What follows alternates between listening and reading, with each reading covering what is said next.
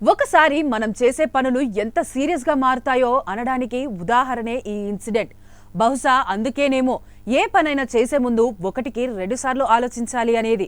ఈ ఘటన వింటే ఎంత జాగ్రత్తగా ఉండాలో ఖచ్చితంగా అర్థమవుతుంది. దక్షిణ కొరియాలో జరిగిన ఓ ఇన్సిడెంట్స్ ప్రపంచవ్యాప్తంగా ఆకర్షించడమే కాదు, అందరినీ తీవ్ర దిగ్భ్రాంతికి గురిచేసింది. అసలు ఇలా ఎలా జరిగిందనే అనుమానాలు లేవనెత్తేలా చర్చనీయాంశమైంది.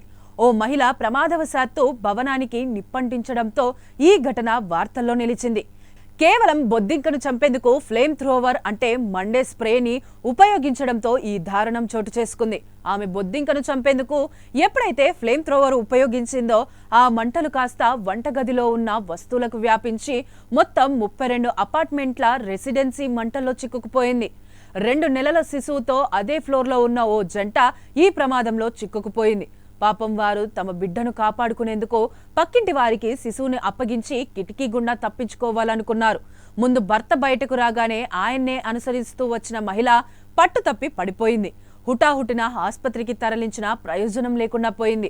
దీంతో తీవ్ర గాయాల పాలై మరణించిందామె. అంతేకాదు, ఈ మంటలు గ్రౌండ్ ఫ్లోర్లో వాణిజ్య యూనిట్లు, అక్కడే ఉంటున్న కొన్ని కుటుంబాలు కూడా రోడ్డున పడ్డాయని అధికారులు వెల్లడించారు.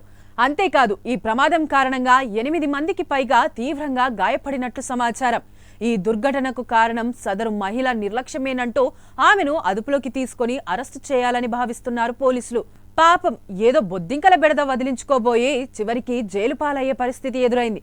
ఏదో చేయబోయి ఇంకేదో అయినట్లు ఆ మహిళ ఒక్క బొద్దింకను మంటబెట్టాలనుకుంటే ఓ ప్రాణాన్ని పొట్టన పెట్టుకోవడమే కాకుండా ఏకంగా ఓ అపార్ట్మెంట్ ఉనికినే ముప్పులా మార్చేసింది. ఎప్పుడైనా ఎక్కడైనా మీ చేతిలోనే వార్తా ప్రపంచం. మీ మొబైల్లో, మీ కంప్యూటర్లో, మీ టీవీలో సాక్షి టీవీ డిజిటల్ ప్రసారాల కోసం లాగిన్ అవ్వండి. www.youtube.com/sakshi tv. సబ్స్క్రైబ్ సాక్షి టీవీ యూట్యూబ్ ఛానల్.